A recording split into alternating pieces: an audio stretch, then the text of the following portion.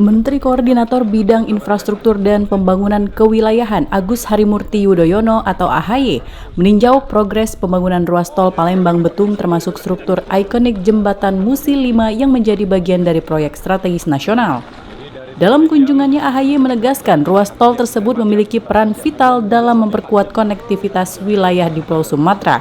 Proyek ini merupakan bagian dari jalan tol Trans Sumatera yang nantinya menghubungkan Lampung hingga Aceh.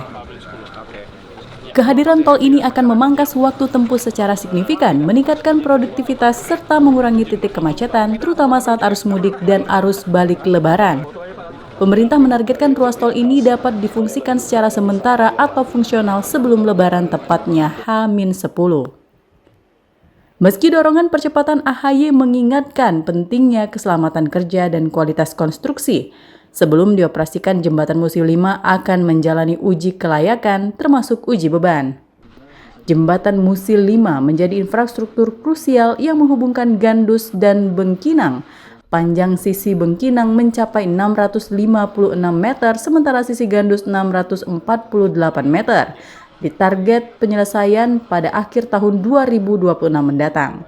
Signifikansinya adalah yang biasanya tanpa ada jalan tol dari Palembang menuju Betung itu bisa 3 hingga 4 jam. Insya Allah dengan hadirnya jalan tol termasuk jembatan ini bisa hanya 1 jam saja. Jadi ini adalah sebuah penurunan waktu atau durasi perjalanan yang tentunya akan meningkatkan produktivitas karena dengan semakin lancarnya mobilitas, terurainya traffic jam atau bottleneck lalu lintas yang selama ini terjadi, terutama di masa-masa yang padat. Kita sebentar lagi juga akan menghadapi Lebaran, berarti akan ada arus mudik, arus balik, dan insya Allah sebelum itu terjadi ini sudah bisa difungsikan ya sebagai jalan tol fungsional. Wagub mendampingi Menko dari pagi ke Unsri, siang ini kita ke Musi 5. Alhamdulillah meninjau ini supaya kesiapan untuk Lebaran nanti sudah siap dipakai.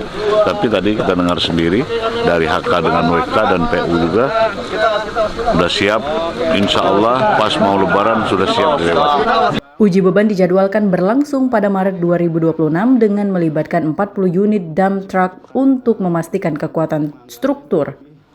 Sementara itu, seksi 1 dan 2 tol Kapal Betung yang progresnya telah mencapai 89% direncanakan dibuka secara fungsional pada H-10 Lebaran. Dari Palembang, Sumatera Selatan, Muhammad Riza Falevi, iNews melaporkan.